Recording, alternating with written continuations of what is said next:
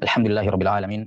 Wassalatu wassalamu ala asyrafil anbiya'i wal mursalin nabiyina Muhammadin wa ala alihi wa sahbihi ajma'in.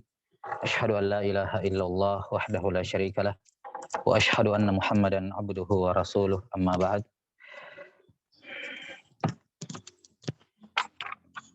Taib, qala Syekh Ahmad Syakir rahimahullahu taala fil ba'its al-hadits. Ma zilna fi mabhas al-maqlub ya.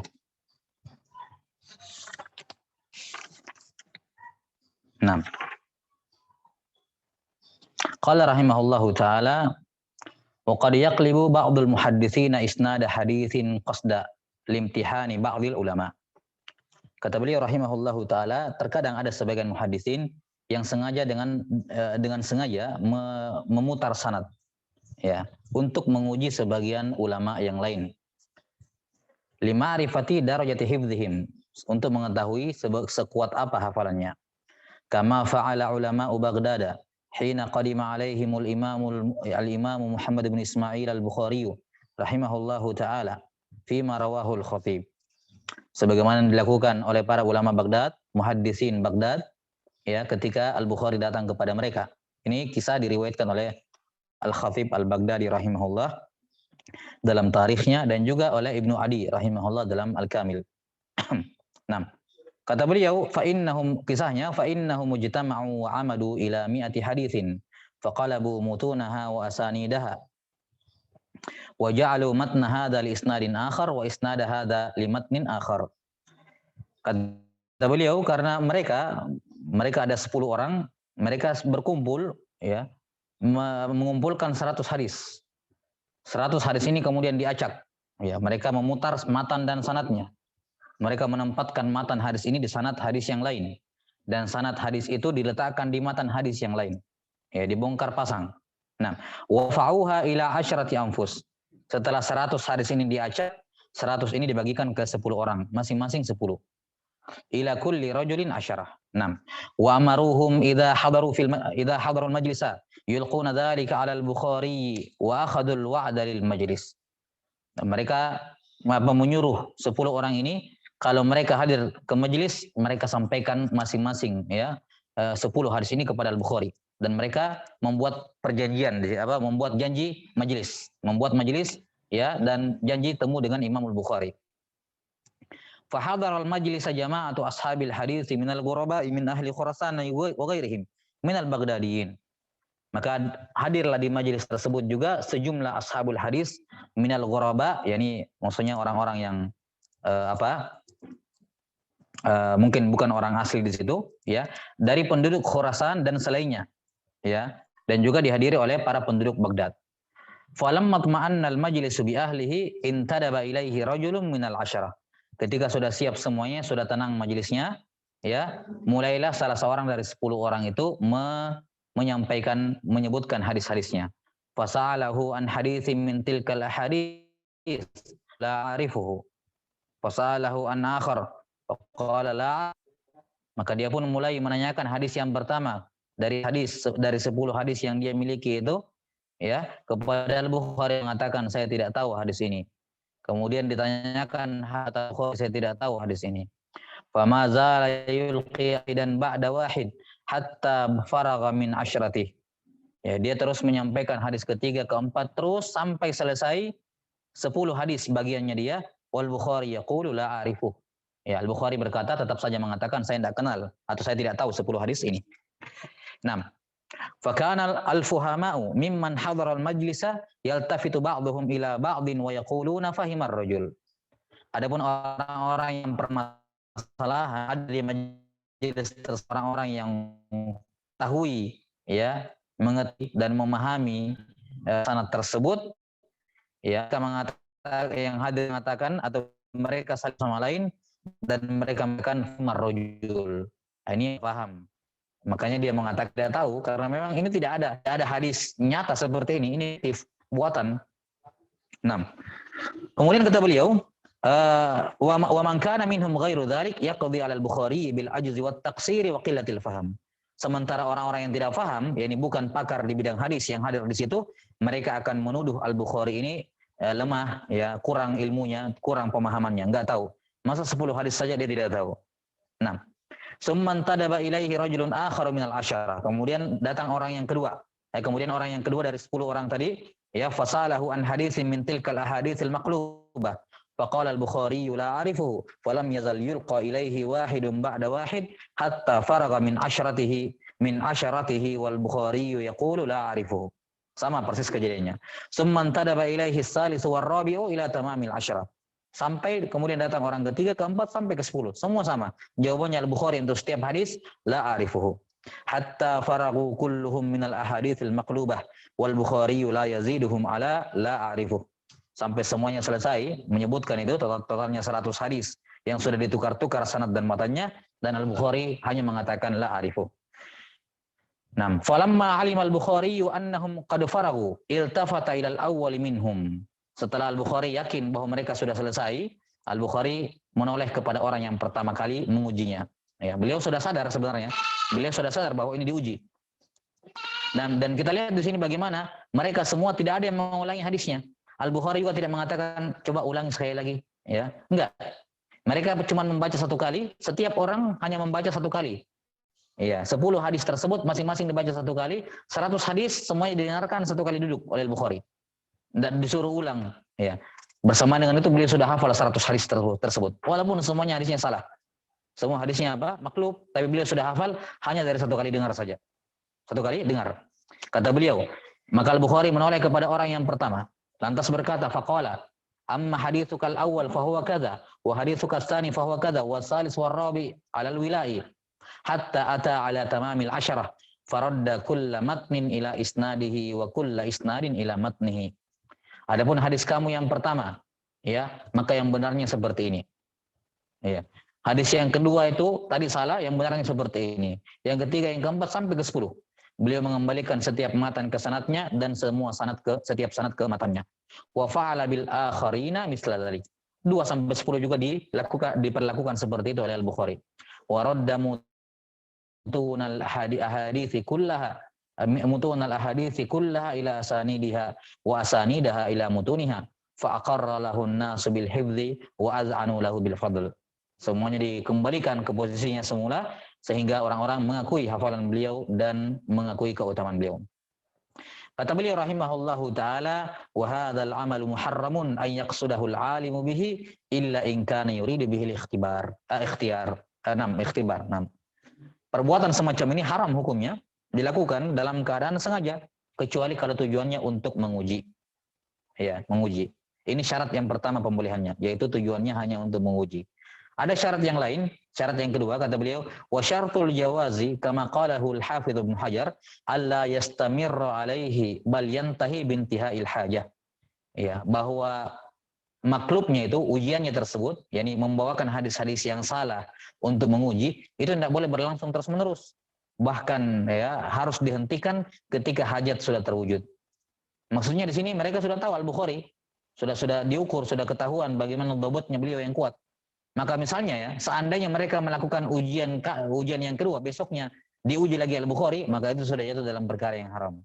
Kenapa? Karena 100 ujian ini sudah cukup untuk menguji hafalan beliau dan sudah terhasilkan apa yang diinginkan. Ya. Jelas sampai sini, seandainya besoknya mereka menguji lagi Al-Bukhari, maka mereka sudah terjatuh dalam perkara yang haram. Baik. Sudah ya. Kemudian mungkin bisa ditambahkan syarat yang ketiga. Disebutkan oleh sebagian ahli ilmu adalah wajib untuk menyebutkan yang benar sebelum majelis berakhir. Jadi kalau dia membawakan sanad-sanad atau hadis-hadis yang salah, ya, yang orang-orang yang hadir di situ berpikir itu benar padahal salah, ya, dia sengaja membuat salah untuk menguji. Nah, sebelum majelisnya berakhir, dia harus sampaikan bahwa ini semua tadi salah, yang benarnya seperti ini. Yani jangan sampai diharamkan dia menguji, misalnya diharamkan dia menguji, hari ini di majelis ini dia sampaikan hadis-hadis yang salah, kemudian ralatnya besok. Nah, ini haram hukumnya, enggak boleh. Enggak boleh diralat besok. Ralatnya harus saat itu juga sebelum majelis berakhir. Kenapa? Karena bisa jadi ada orang yang hadir di situ hari itu, besoknya pas majelis ralatnya dia tidak hadir. Akhirnya dia berpikir itulah hadis-hadis yang benar. Ya kan? Nah, hadis-hadis yang benar. Maka mungkin bisa ditambahkan satu syarat yang lain adalah dia harus menjelaskan kebenarannya sebelum majelis tersebut berakhir. 6. Wallahu taala alam bissawab. Nah, ini selesai tambahan penjelasan dari Syekh Ahmad Syakir rahimahullahu taala berkenaan dengan al-maqlub. Qala rahimahullahu taala, selanjutnya kata Ibnu Katsir rahimahullahu taala. Wa qad nabbaha Syekh Abu Amr hahuna ala annahu la yalzamu. Ya, baik. Sebelumnya ini selesai pembahasan al-maqlub. Ini masuk kepada pembahasan baru, ya, masuk kepada pembahasan yang baru. Nah, sebagai masail tambahan berkenaan dengan maudhu dan maklub.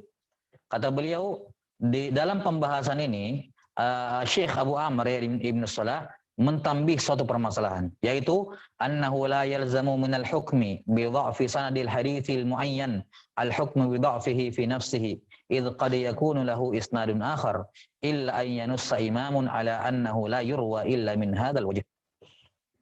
Kata beliau, perkara yang ditambih oleh Ibnu Salah adalah tidak melazimkan hukum akan lemahnya suatu sanad hadis tertentu, itu berarti hukum akan kelemahan hadis itu seutuhnya. Bi dha'fihi fi nafsihi idh qad yakunu lahu isnadun akhar, karena bisa jadi yang dhaif cuma sanad ini saja dan hadis itu punya sanad yang lain. Nah, kecuali kalau ada seorang imam yang mentassis bahwa tidak ada jalan lain bagi hadis ini, matan ini kecuali jalan ini saja. La yurwa illa min hadzal wajh. Baik. Di sini ada dua hal yang harus digarisbawahi. Yang pertama, beliau ingin menyebutkan bahwa ucapan para muhaddisin, ucapan para a'immah dhaiful hadis atau sanaduhu dhaif, misalnya sanaduhu dhaif atau isnaduhu dhaif, itu berbeda dengan hadisun dhaif. Dan ini juga sudah kita tambah di awal di pembahasan sahih. Ketika para ulama mengatakan isnaduhu sahih, itu berbeda dengan hadisun sahih. Adapun ketika mereka mengatakan hadisun sahih, maka itu hukum terhadap hadisnya bidzatihi. Hukum terhadap hadisnya seutuhnya. Yani hadis ini dengan seluruh jalan-jalannya sahih. Tapi ketika mereka mengatakan isnaduhu sahih, yani sanad hadis ini sahih, belum tentu hadisnya sahih. Yang sahih hanya sanad itu saja. Bisa jadi di jalan lain nanti ada ilat yang menunjukkan bahwa hadisnya dhaif. Jadi hukum terhadap sanad beda dengan hukum terhadap hadis. Tidak ada kelaziman, la yalzam. Maka bisa jadi suatu matan sahih tapi hadisnya dhaif. Bisa jadi sanad sahih tapi hadisnya. Demikian pula sebaliknya, bisa jadi sanad dhaif tapi matannya sahih, hadisnya sahih. Karena yang dhaif hanyalah sanad dari sanad tertentu saja, salah satu sanad saja. Sementara ada sanad-sanad yang bisa mengangkat derajatnya ke hasan atau bahkan ke, jelas ya. Ini poin yang pertama. Jadi dibedakan antara hukum terhadap dan hukum terhadap hadis. Hukum terhadap hadis inilah yang mu'tabar, inilah yang bisa dijadikan patokan.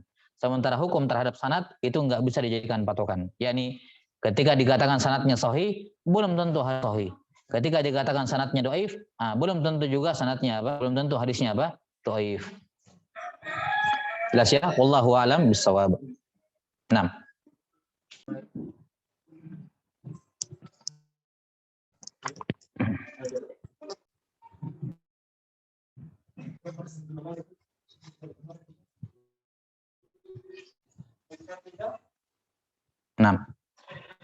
Rahimahullahu taala. Syekh Ahmad Syakir kemudian poin kedua saya lupa, poin yang kedua itu tadi poin yang pertama ya. Poin yang pertama adalah tidak ada kelaziman korelasi timbal balik ya. Tidak ada korelasi timbal balik antara sanad sahih hukum terhadap sanad dan hukum terhadap hadis. Demikian pula sebaliknya, ketika para ulama mengatakan ini hadis sahih, bukan berarti setiap sanadnya itu sahih semua. Bisa jadi ada sanad-sanad yang dhaif cuma dikuatkan oleh sanad-sanad yang sahih sehingga dikatakan sahih. Jelas sampai sini? Iya. Jadi tidak bisa kemudian dikatakan bahwa ketika dikatakan hadisnya sahih berarti satu persatu sanadnya semuanya sahih. Enggak, belum tentu. Ya, jadi tidak ada korelasi timbal balik antara hukum terhadap sanad dengan hukum terhadap hadis. Poin yang kedua dikatakan di sini oleh beliau, ini catatan yang kedua, kecuali kalau ada imam yang mentansis bahwa hadis ini tidak diriwayatkan kecuali dari jalur ini. yakni tansis akan bahwa hadis ini hadis gharib. Kecuali kalau ada tansis bahwa ini hadis gharib, cuma satu jalan toh. Maka dalam keadaan seperti itu, hukum terhadap sanad itu juga berlaku untuk hadisnya. Kalau dikatakan ini hadis sanadnya sahih, dan ternyata hadisnya hadisnya adalah gharib mutlak, gharib, maka berarti apa? Hadisnya juga sahih. Kalau sanadnya sahih berarti hadisnya juga sahih. Kalau cuma satu jalan.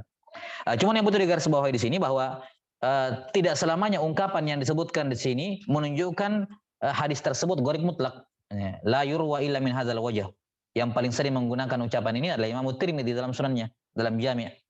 Ya. Ketika beliau sudah menyebutkan hadis, beliau mengatakan apa? La arifuhu, misalnya hadza haditsun hasanun sahih, la arifuhu illa min hadzal wajh. Ini hadis hasan sahih, saya tidak tahu kecuali dari sisi ini, dari jalur ini. Nah, kita katakan ini kalimat muhtamal. Bisa jadi yang dimaksudkan oleh Imam Tirmidzi atau imam lain yang menggunakan kalimat ini. Ini juga biasa diucapkan oleh Tabrani rahimahullah dalam Mu'jamul Awsat dan Mu'jamul Shaghir, biasa juga beliau menggunakan ini. Dan juga Al-Bazzar, saya ingat Al-Bazzar juga biasa menggunakan kalimat semacam ini. La yurwa illa min hadzal wajh. Nah, itu di garis bawahi adalah ucapan ini kalau muhtamal, ada kemungkinan bisa jadi yang diinginkan oleh imam yang mengucapkan ini hadisnya adalah gharib mutlak, bisa jadi juga gharib nisbi sebagaimana yang sudah kita sebutkan. Ya, maka kita harus memastikan dulu makna kalimat ini. Ketika kita mendapati misalnya ucapan seorang alim mengatakan ini hadis la yurwa illa min hadzal wajh, kita harus pastikan dulu yang dia inginkan di sini adalah apakah gharib mutlak, fardul mutlak, ataukah gharib nisbi atau fardun nisbi. Nah, kalau misalnya kita pastikan bahwa yang dimaksud di sini adalah mutlak, gharib ataupun fardul mutlak, maka kita katakan hukum terhadap sanad, iya, itu juga berlaku untuk hukum terhadap hadis. Tapi kalau misalnya yang dimaksud di situ adalah nisbi, gharib dan fardun nisbi, maka hukum terhadap sanad belum tentu hukum terhadap hadis. Berbeda. Jelasnya belum tentu sama maksudnya. Kenapa? Karena gharibnya adalah gharib nisbi. Gharib nisbi artinya masih ada jalan-jalan lain. Cuman bin nisbati ila syai'in muayyan, ini gharib. Sebagaimana yang telah berlalu penjelasannya. Wallahu taala alam bissawab. Qala Syekh Ahmad Syakir rahimahullahu taala fil Ba'its, man wajada haditsan bi isnadin dhaif fal ahwatu an yaqula innahu dhaifun bi hadzal isnad wa la yahkumu bi dha'fil matni mutlaqan min ghairi taqyid bi mujarradi dha'fi dzalikal isnad. Kata beliau, siapa saja yang menemukan suatu hadis dengan sanad yang dhaif, maka yang paling berhati-hati adalah dia cukup ini hadis dhaif dengan sanad ini, dikait dengan sanad ini dhaif. Dan dia tidak boleh menghukumi dhaif secara mutlak min ghairi taqyid. Tidak boleh dia mengatakan ini hadis dhaif. Kenapa? Karena saya dapati sanadnya dhaif. Oh, enggak boleh. Kamu dapati baru 1-2 sanad, belum kamu kumpulkan semua sanad-sanadnya. Ya. Maka kapan dia mendapati suatu hadis dengan satu sanad yang dhaif, maka yang paling berhati-hati dia mengatakan hadis ini dhaif dengan sanad ini, atau hadis ini dengan sanad ini adalah dhaif. Baik. Tidak boleh dia menghukumi hadisnya dhaif secara mutlak. Bimujarradi dha'fi dzalikal isnad. Hanya berdasarkan dhaifnya sanad itu saja. Karena bisa jadi, kata beliau, faqad yakunul haditsu waridan bi isnadin akhar sahih. Karena bisa jadi hadis tersebut diriwayatkan dari jalan lain dengan sanad lain yang sahih. Illa an yajidal hukma bi dha'fil matni manqulan an imamin minal huffadhil muttali'ina 'ala turuq. Kecuali kalau hukum tersebut diperoleh. Ya, kecuali kalau kita mendapati hukum dhaif terhadap matan itu dinukil dari seorang imam yang huffaz al-muttali'in 'ala turuq. Masalah contoh misalnya Imam Ahmad rahimahullahu taala ketika mengatakan bahwa tidak ada satupun hadis atau semua hadis yang berbicara tentang syariat basmalah sebelum wudu semuanya adalah dhaif. Tidak ada hadis yang sahih. Misalnya. Ya, sampai sini, maka beliau Imam Muttali ketika mengatakan bahwa hadis dalam masalah ini dhaif, maka itu berarti hukum terhadap sanadnya, hukum terhadap hadisnya. Bukan terhadap sanadnya saja, tapi juga bukan hanya hukum terhadap sanadnya saja, tapi hukum terhadap hadisnya itu seutuhnya. Nah, qala rahimahullahu taala wa in nasyatal bahithu an turuqil hadis jaha indahu an hadzal matna lam yarid biqin ukhra sahihah wa ghalaba ala dhannihi dzalik fa in la ara ba'san bi an yahkuma bi dha'fil hadits mutlaq. Jadi kata beliau, kalau kamu baru mendapati dua sanad dari hadis bersangkutan dan sanad tahu itu secara umum dhaif, maka kamu hanya boleh menghukumi sanadnya. Hadis ini dengan sanad ini dhaif. Tidak boleh kamu menghukumnya ini hadis dhaif, enggak boleh. Kata beliau, kalau al-bahis sudah mengumpulkan semua jalan-jalan hadis. Dan lebih rajih menurut dia ya bahwa matan ini tidak ada lagi jalan lainnya yang sahih. Yani dugaan besar dia. Dugaan besar dia ini saya sudah periksa ke buku-buku induk hadis, ya, ke referensi primer dan sekunder dari buku-buku hadis, semuanya yang saya dapati, yang saya miliki, ya, semaksimal pencarian saya sudah cari semua sanadnya dan ternyata tidak ada sanad lain kecuali sanad ini. Walaupun ada kemungkinan kecil dia masih memiliki sanad yang lain, tapi dugaan kecil. Ghalaba ala dhanni, dugaan besarnya adalah sudah enggak ada lagi. Sudah saya dapatkan semuanya. Kalau sudah seperti ini, maka kata Syekh Ahmad Syakir, saya memandang boleh bagi dia untuk menghukumi hadisnya dhaif secara mutlak. Bukan lagi terbatas menghukumi sanadnya. Baik. Qala rahimahullahu taala. Ya. Qala rahimahullahu taala, wa inna ma dhahaba Ibnu Shalah ila al-man'i taqlidan lahum fi man'i al-ijtihad kama qulna nahwa hadzal kalam ala sahih fi ma madha. Adapun Ibnu Shalah, ya, adapun Ibnu Shalah mengatakan melarang untuk menghukumi dhaif oleh para ulama terdahulu. Makanya beliau mengatakan illa imam, kecuali ada nas dari imam bahwa hadisnya dhaif, baru boleh kamusnya. Kalau sekedar sanadnya yang kamu dapat, enggak boleh. Mas Syakir, kalau dugaan besarnya sanadnya sudah tidak ada, walaupun masih ada tapi kemungkinan kecil, cuman kemungkinan besar sanadnya sudah tidak ada, boleh dihukumi secara mutlak.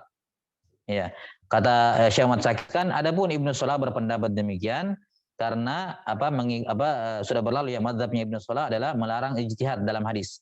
Kata Ibnu Shalah kemarin apa? Tidak boleh seorang mendhaifkan hadis yang tidak mensahihkan hadis yang tidak ada seorang pun ulama terdahulu yang mensahihkannya. Kalau tidak terdapat dalam Sahihain atau Mustadrak Al-Hakim dan semacamnya yang sudah disebutkan. Maka di sini juga mereka menutup pintu ijtihad. Tidak boleh ada ulama belakangan yang mendhaifkan suatu hadis hanya berdasarkan sanad yang didapatkan, kecuali kalau ada tansis dhaif dari para ulama, dari para a'immah. Nah, dan ini mazhabnya Ibnu Shalah sudah disanggah kemarin di pembahasan sahih. Mazhab Ibnu Shalah yang menutup pintu ijtihad dalam tashih dan tadhaif ini sudah disanggah oleh Syekh Ahmad Syakir rahimahullah ta'ala, dan para ulama lain juga sudah menyanggah seperti Al-Hafidz Ibnu Hajar dan juga sebelumnya An-Nawawi rahimahullah ta'ala juga sudah menyanggah mazhabnya Ibnu Shalah. Taib aqul, kata Syekh Ahmad Syakir, ini ucapan Syekh Ali Hasan ya. Aqul. Syekh Ahmad Syakir cuma sampai di situ. Nah, di situ Syekh Ali Hasan bawakan bantahannya siapa? Bantahan dari Ibnu Hajar. Labas. Qala rahimahullahu ta'ala, qultu, kata Ibnu Katsir, qultu yakfi fil munadharati tad'ifu tariqil munadhir wa yanqati'u idil aslu ad siwaha hatta yasbuta bi tariqin akhar wallahu alam. Di sini beliau membawakan satu masalah yang penting. Kata beliau dalam maqam munadharah, ketika seorang lagi diskusi, tukar pendapat atau bahkan dalam bentuk perdebatan, ya, bagi lawan debat itu untuk mendhaifkan jalan yang dibawa oleh lawan debatnya. Misalnya lagi diskusi, kemudian lawannya pihak seberang membawakan sebuah hadis dengan sanadnya, maka saya misalnya lawan debat saya dia misalnya membawakan hadis beserta sanadnya, maka cukup bagi saya, kalau saya tahu dhaifnya jalan itu, cukup bagi saya untuk mendhaifkan dia, tidak perlu saya katakan misalnya ini sebenarnya hadis yang Anda bawakan sanadnya dhaif, tapi tunggu dulu, saya tidak mau menghukumi, saya harus kumpulkan dulu jalan-jalannya. Baik, ini maqam munadharah. Tidak ada waktu untuk mengumpulkan jalan-jalan, kan begitu. Maka cukup bagi kamu, cukup bagi al-munadhir ini untuk melemahkan jalan yang dibawa oleh lawan debatnya. Wa yanqati'u, dan dia sudah memutuskan pendalilannya, argumennya. Kenapa? Karena asalnya tidak ada sanad lain kecuali itu. Itu hukum asal. Sampai ada bukti bahwa ada jalan lain dari hadis tersebut. Naam, wallahu a'lam bis-shawab. Qala Ibnu Katsir, qala Ibnu Shalah rahimahullah, qala, kata Ibnu Shalah, wa yajuzu riwayatu ma 'ala al-mawdu'i fi bab at-targhib wa at-tarhib wal qasas wal mawa'id wa nahwi dhalik illa fi sifatillahi azza wa jalla wa fi babil halal wal haram. Sekarang mengenai hukum meriwayatkan hadis dhaif. Bukan hadis dhaif. Kata Ibnu Shalah, boleh meriwayatkan hadis, bukan hadis palsu, ya, boleh meriwayatkan selain hadis palsu, ya, yakni hadis dhaif maksudnya, meriwayatkan hadis dhaif pada bab targhib wa tarhib, kisah wal mawaid wa nahwi dzalik. Boleh. Kecuali pada sifat-sifat Allah Azza wa Jal, dan kecuali pada bab halal dan haram, yakni dalam penetapan hukum, tidak boleh. Ya, adapun dalam masalah targhib wa tarhib, al-qasas wal mawaid, kita tambahkan bahkan dalam sirah. Kisah-kisah dalam sirah nabawiyah, dalam sirah, ya. Baik sirah nabawiyah maupun sirahnya sahabat Nabi sallallahu alaihi wasallam, ini dibolehkan meriwayatkan riwayat-riwayat yang dhaifah dalam disiplin ilmu ini, dalam targhib tarhib, qasas, mawaid dan sirah. Kecuali pada dua jenis bab, yaitu sifat Allah taala dan juga pada masalah halal dan haram. Ya, halal dan haram. Dan ini pendapat ini merupakan bukan hanya masalah boleh meriwayatkan, ya. Tapi jumhur ulama berpendapat boleh untuk dimakan, sebagaimana yang disebutkan oleh An-Nawawi rahimahullah taala dalam Al-Adhkar, dalam Muqaddimah Al-Adhkar. Berbeda dengan apa yang beliau sebutkan di Muqaddimah Arba'in Nawawiyah, di mana beliau mengatakan menukil ittifaq para ulama bolehnya beramal dengan hadis dhaif dalam Fadail Amal. Yang benarnya bukan ijma tapi qaul jumhur, sebagaimana yang beliau tegaskan dalam Muqaddimah kitab beliau Al-Adhkar. Jelas ya? Qala rahimahullahu taala, kata Ibnu Salah, qala wa mimman yurakhisu fi riwayati dhaifi fi ma dzakarnahu Ibnu Mahdi wa Ahmad bin Hanbal rahimahumullahu taala. Di antara ulama yang memberikan keringanan meriwayatkan hadis dhaif, ya, pada apa-apa yang kami sebutkan, yakni pada targhib dan tarhib dan seterusnya, adalah Ibnu Ahmad bin Hanbal, ya, rahimahumullahu taala. Katakan bukan cuma beliau berdua, hampir semua ulama ahli hadis yang punya kitab-kitab hadis semuanya memberikan keringanan meriwayatkan hadis dhaif, ya. Jelas sampai sini? Ya, semuanya memberikan keringanan, membolehkan periwayatan hadis dhaif dalam targhib dan tarhib, dalam qasas, dalam mawaid, dalam sirah dan seterusnya. Silakan membuka kitab Kitabuz Zuhud karya Ibnu Mubarak. Ya, tidak semuanya hadis sahih di dalam. Ibnu Mubarak siapa? Kitabuz Zuhud juga karya Abu Hatim Ar-Razi. Kitabul At'imah, kitab Asyribah Imam Ahmad. Ya kan? Kemudian para imam lain, Sunan Abu Dawud, Tirmidzi, Nasai, Ibnu Majah. Mereka tahu hadis dhaif tapi mereka sebutkan dalam sunan mereka. Ya, mereka tahu ini hadis dhaif tapi mereka sebutkan dalam sunan mereka. Jelas sampai sini? Maka ini bukan hanya pendapatnya Ibnu Mahdi, Abdurrahman dan Ahmad bin Hanbal, tapi juga hampir amalan para imam dari zaman dahulu, ya, dalam mereka yang memiliki karya tulis hadis. Tidak ada satupun dalam kitab-kitab mereka, yakni selain Bukhari dan Muslim, kecuali terdapat di dalamnya hadis dhaif. Dan mereka tahu itu dhaif tapi mereka riwayatkan. Jelas sampai sini? Qala Ibnu Katsir, qala Ibnu Salah rahimahullahu taala, wa idza azautahu ila an-nabiy sallallahu alaihi wasallam min ghairi isnadin fala taqul qala an-nabiy sallallahu alaihi wasallam kadza wa ma ashbaha dzalika min al-alfadhil jazimah bal bi sighatit tamrid. Wa kadza fi ma yushakku fi sihhatihi aidan. Kata beliau, kalau kamu menyandarkan suatu hadis kepada Nabi sallallahu alaihi wasallam tapi kamu tidak punya sanadnya, yakni kamu tidak mengetahui sanadnya, maka jangan kamu mengatakan demikian atau lafaz-lafaz pemastian yang namun bawakanlah dengan sigha tamrid, dengan kalimat pasif. Misalnya diriwayatkan dari Nabi sallallahu alaihi wasallam, beliau berkata, dikatakan bahwa Nabi sallallahu alaihi wasallam bersabda demikian. Dengan sigha tamrid. Demikian pula kalau ini hadis sahih atau dhaif, maka jangan dipastikan, tapi dibawakan tamrid. Ruwiya anin Nabi sallallahu alaihi wasallam kadza, dzukira anin Nabi sallallahu alaihi wasallam kadza. Jelas ya? Kalau dia tidak mengetahui sanadnya atau dia tidak bisa memastikan ini hadis dhaif.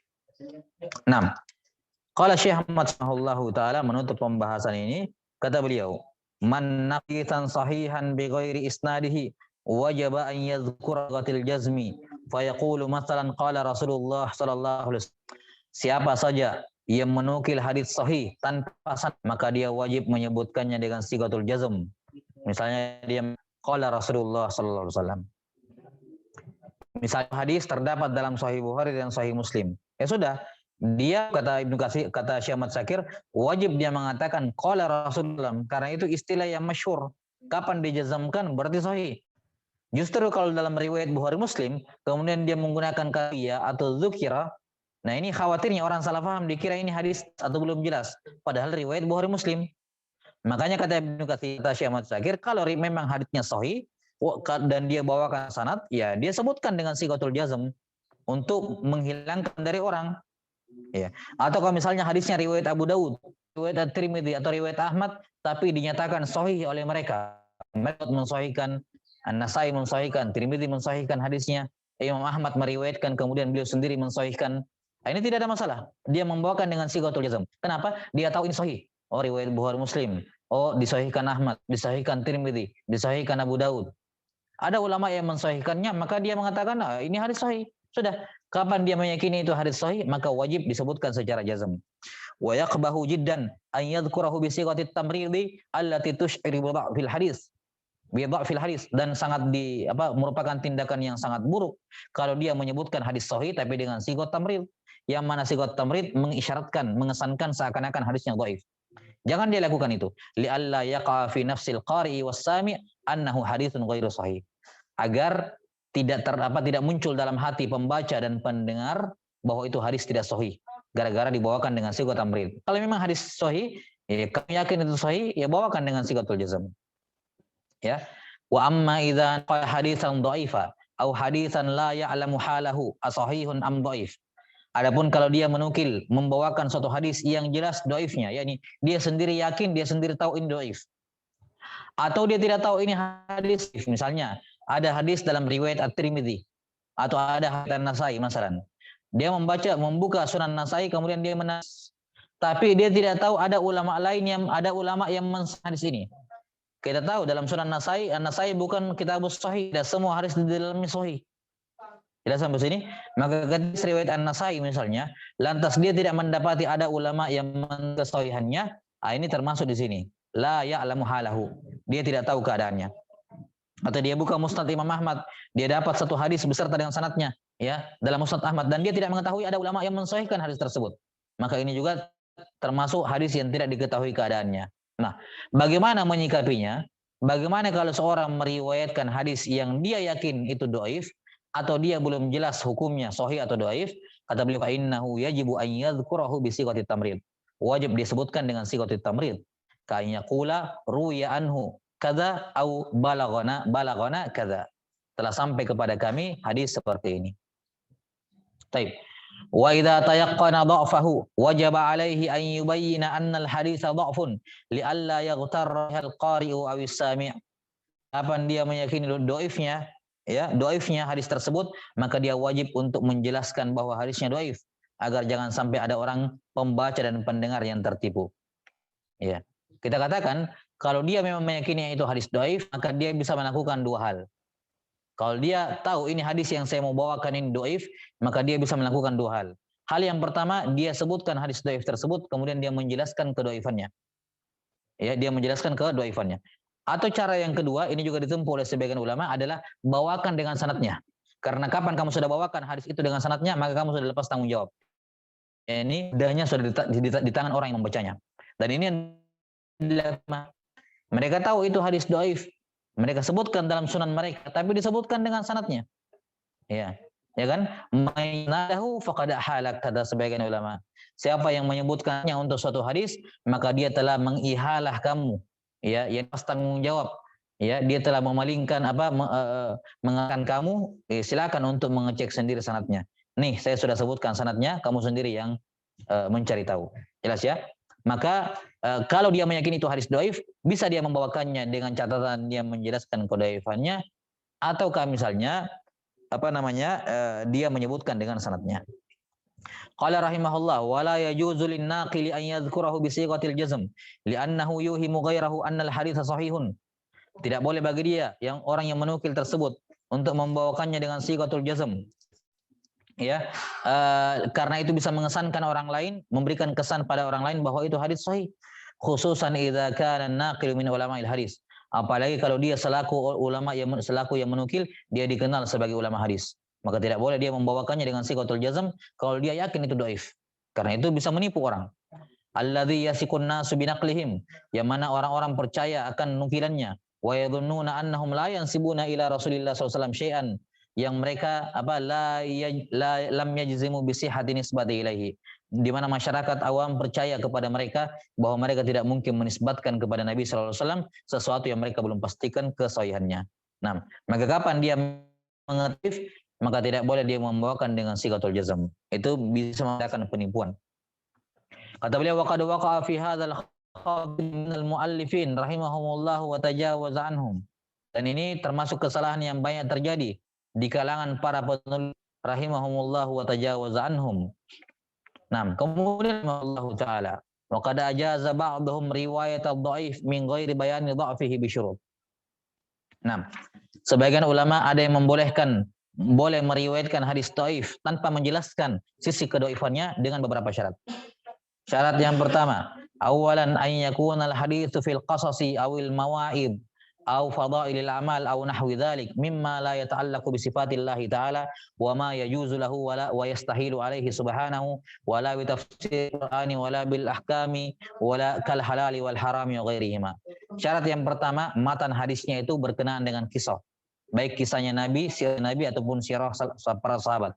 Ini masyhur dalam buku-buku sirah ditemukan riwayat-riwayat yang dhaifah. Dan bersamaan dengan itu mereka nukil dan riwayatkan turun-temurun tanpa ada yang mempermasalahkan.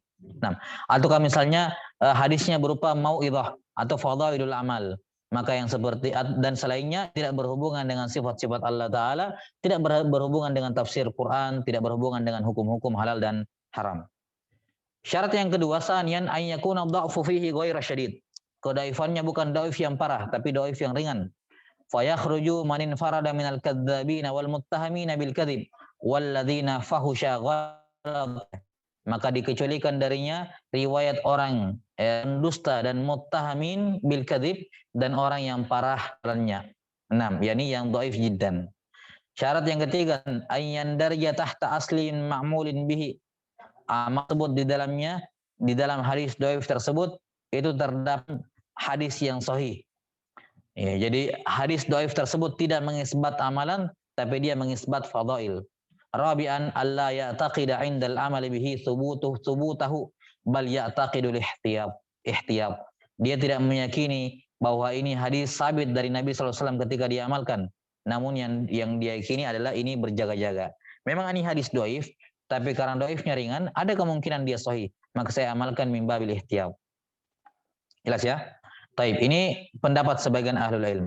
Alladzi arahu, kata Syekh Ahmad Syakir, adapun menurut saya ya, ammal ladzi arahu anna walladzi arahu anna bayana dha'fi fil haditsi dhaifi wajibun fi kulli hal.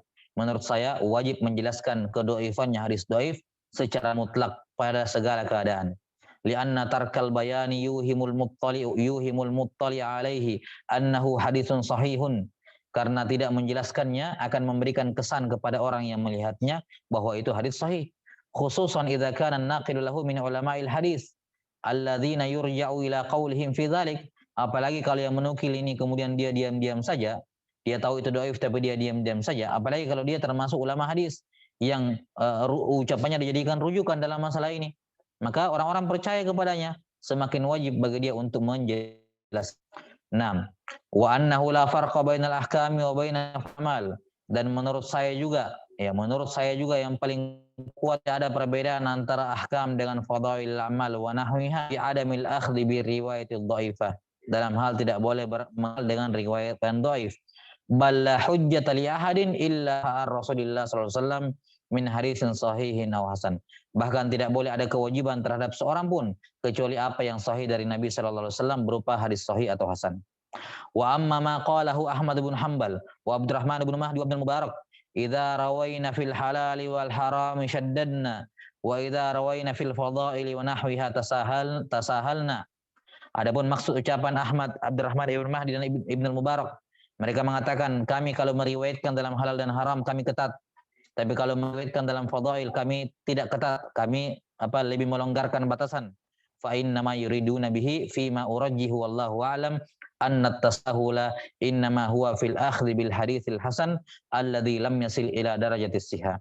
Maka yang mereka maksudkan dengannya menurut yang saya rojihkan, kata beliau wallahu a'lam, maka maksudnya adalah bahwa tasahul ya dalam mengambil hadis di sini maksudnya mengambil hadis hasan yang tidak dalam derajat sahih. Ya, kami beramal dengan hadis hasan yang tidak sampai dalam derajat sahih. Fa innal istilaha fi tafriqati bainas sahih wal hasan lam yakun fi asrihim mustaqiran wadhiha. Karena istilah di mana dibedakannya antara sahih dengan hasan itu belum ada di masanya Imam Ahmad dan seterusnya. Ibnu Mahdi, Ibnu Mubarak belum ada. Belum antara sahih dengan hasan mustaqiran wadihan. Belum ada pembaku lagi jelas. Bal kana aksarul mutaqaddimin la bisihhati aw dha'fi faqat. Kebanyakan dalam mensifati hadis kecuali sahih atau dhaif saja. Ini kalam yang dirajihkan oleh Syekh Ahmad Syakir rahimahullahu taala.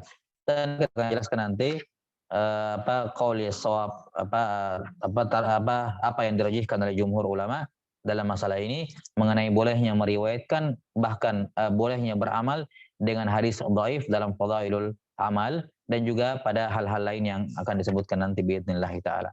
Taib naktabi bihadzal qadar wal ilmu indallah. Nas'alullah ta'ala yu'allimana mimma yanfa'una wa yanfa'ana bima 'allamana. Innahu waliyyu dzalika wal qadiru 'alaih. Subhanakallahumma bihamdik asyhadu an la ilaha illa anta astaghfiruka wa atubu ilaik. Walhamdulillahirabbil alamin. Wassallallahu ala nabiyyina Muhammadin wa ala alihi wa sahbihi wasallam. Assalamualaikum warahmatullahi wabarakatuh.